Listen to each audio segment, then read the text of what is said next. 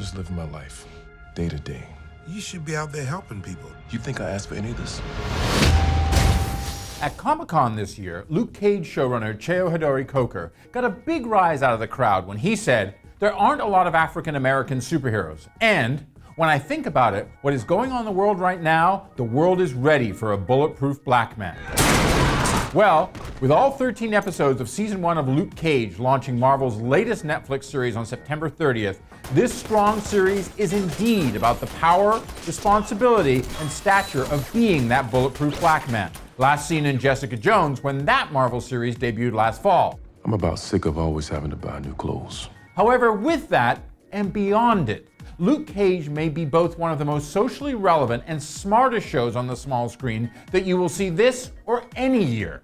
The star power deluxe of Mike Colter as Cage and the magnificent Mahershala Ali, Alfre Woodward, and Theo Rossi co-starring with the true binding force of Marvel on Netflix Rosario Dawson series is also one of the best. And not just because of the fact that each and every episode is named after a gangster track, though that works on many levels for me. No, even with its big, almost halfway point twist, what makes the highly anticipated Luke Cage soar, besides the strong acting chops, hip-hop's alternating swagger and reserve, and the zeitgeist itself, is the sheer quality of the writing and plot at play here. Proving once again that Marvel's highest quality is on the smallest screen, this is a wide-ranging but deep drama that wears its superhero series categorization as a costume. You might be bulletproof, the Harlem ain't. And it is a good superhero series, leading obviously eventually into the team-up The Defenders, but it is also flexing some serious muscles. Look, here's what I'm saying.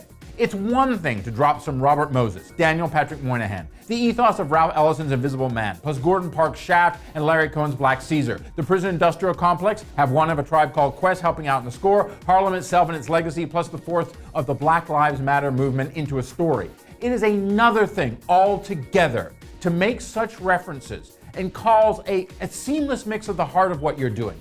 And that's exactly what former Ray Donovan producer Coker, along with co-EPs Charles Murray, who crafted the powerful origin story episode here, and Marvel TV boss Jeff Loeb have done. With the incident of the first Avengers movie mentioned by a guy selling raw footage on the street, like mixtapes and bootleg CD guys used to in the 1990s in Washington Square Park, plus several other connections to the greater Marvel universe, Luke Cage picks up just after the first season of Jessica Jones ended.